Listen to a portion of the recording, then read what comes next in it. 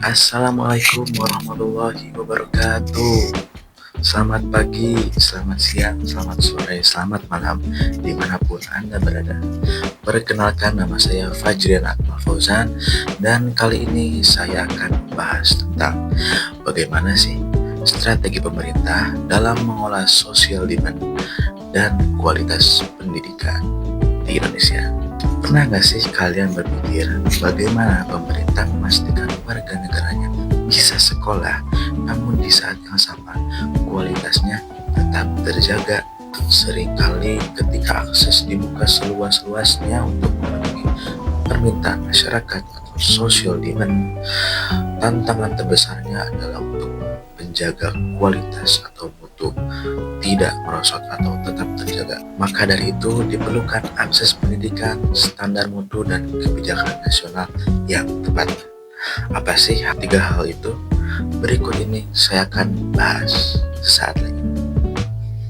Tujuan pembelajaran kita kali ini adalah yang pertama, memahami apa itu konsep social demand, yang kedua, menganalisis tantangan dalam menjaga mutu, dan yang terakhir, melihat strategi nyata yang diambil pemerintah Indonesia saat ini.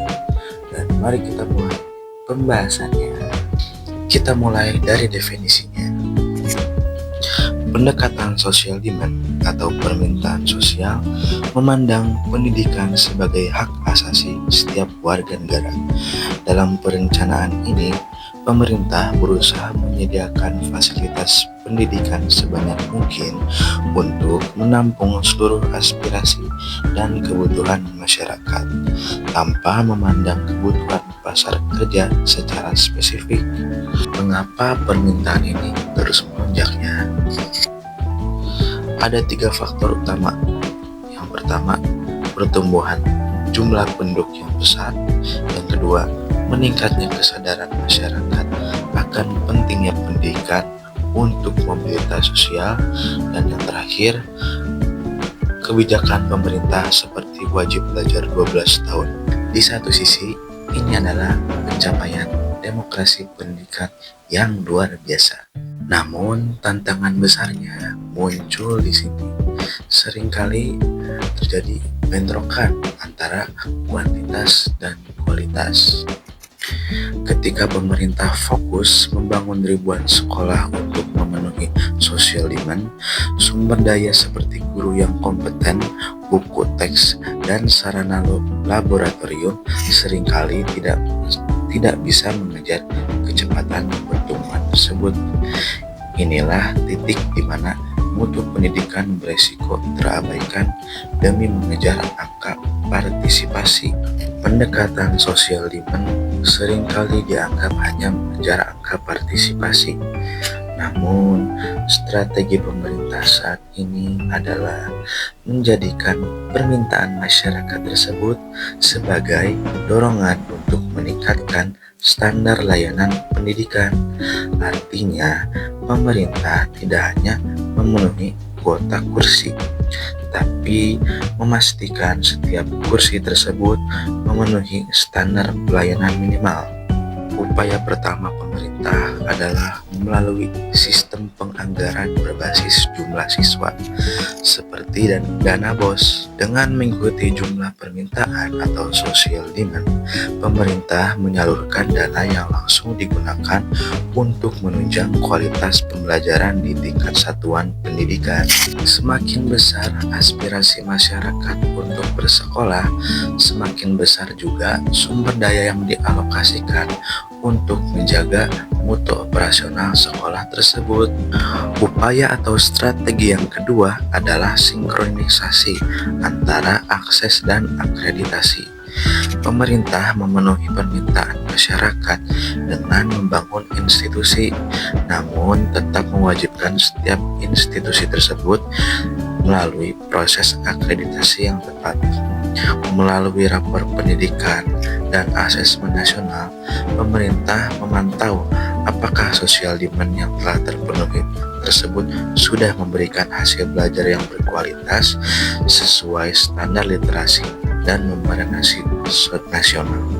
Hal ini sejalan dengan teori Philip Combs yang menekankan bahwa perencanaan itu harus adaptif dengan tekanan sosial. Strategi pemerintah dalam memadukan social demand dengan standar mutu adalah kunci agar transformasi digital dan kebijakan Merdeka Belajar tidak hanya dirasakan oleh segelintir orang, tapi merata ke seluruh lapisan masyarakat. Pak Dion, Budian, dan Bu Sari dengan para guru mulai membuka platform rapor pendidikan. Mereka merefleksikan capaian sekolahnya, lalu menganalisis faktor-faktor yang mempengaruhi hasil tersebut. Hasil analisis tersebut menjadi dasar mereka menyusun program dan kegiatan melalui perencanaan berbasis data. Perencanaan berbasis data merupakan program Kemendikbudristek yang mendorong perbaikan kualitas pendidikan lebih terarah dan efektif. Dari hasil analisis, Pak Dion menemukan bahwa faktor yang mempengaruhi hasil kemampuan numerasi di sekolahnya adalah karena metode belajar yang kurang interaktif. Pak Dion dan para guru pun merencanakan untuk lebih melibatkan murid-murid untuk mendukung proses belajar mengajar di sekolahnya.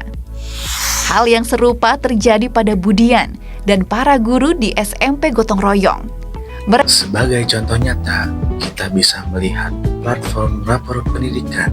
Di sini, pemerintah tidak hanya mencatat berapa banyak siswa yang bersekolah untuk memenuhi social demand, tetapi juga mengukur kualitas literasi dan numerasi mereka secara transparan. Data ini memungkinkan pemerintah memberikan intervensi yang tepat sasaran bagi daerah yang permintaannya tinggi namun kualitasnya masih rendah. Assalamualaikum warahmatullahi wabarakatuh. Salam sejahtera bagi kita semua. Merespon pemberitaan dan pengaduan atas kejadian di beberapa sekolah terkait penyelewengan dana bantuan operasional sekolah atau BOS, kami ingin menegaskan kepada semua pihak hal-hal utama yang harus diperhatikan dalam pengelolaan dana BOS. Pengelolaan dana BOS merupakan salah satu faktor penting dalam mendorong kemajuan pendidikan di Indonesia. Dana BOS bertujuan untuk mendukung kegiatan operasional sekolah agar lebih optimal. Namun, untuk mencapai tujuan tersebut, penggunaan dana ini harus dikelola dengan akuntabilitas dan transparansi yang tinggi. Berikut adalah beberapa poin penting mengenai perlunya akuntabilitas dan transparansi dalam penggunaan dana BOS. Pertama, memastikan bahwa jumlah siswa yang tercatat di sekolah adalah satu poin penting sebagai awal dari akuntabilitas penggunaan dana BOS. Contoh lain ada kebijakan dana BOS majemuk. Pemerintah menyadari bahwa biaya untuk menjaga mutu di daerah terpencil jauh lebih mahal daripada di perkotaan. Dengan pendekatan social demand yang berkeadilan, jumlah bantuan operasional kini disesuaikan dengan indeks kemahalan daerah. Ini adalah bukti bahwa pemerintah tidak hanya memberikan akses, tapi juga memastikan instrumen kualitas tersedia secara memadai. Dari contoh-contoh yang telah disajikan, kita melihat bahwa social demand approach ini bukan lagi soal kuantitas semata. Dengan dukungan data dan anggaran yang fleksibel, pemerintah harus berusaha agar setiap aspirasi masyarakat untuk bersekolah berbanding lurus dengan peningkatan standar kualitas pendidikan nasional. Dapat disimpulkan, mengelola social demand adalah tentang menjaga keseimbangan. Pemerintah telah melakukan berbagai upaya, mulai dari standarisasi sarana, pemerataan guru, hingga penggunaan rapor pendidikan untuk memastikan bahwa perluasan akses selalu dibarengi dengan peningkatan mutu. Sebagai calon pendidik atau pengelola pendidikan, menurut Anda, tantangan apa sih yang paling sulit dihadapi dalam menjaga kualitas di lingkungan sekitar Anda? Silakan berikan refleksi jawabnya di kolom komentar di bawah ya. Saya Fajrian Akmal, terima kasih telah menyimak dan sampai jumpa.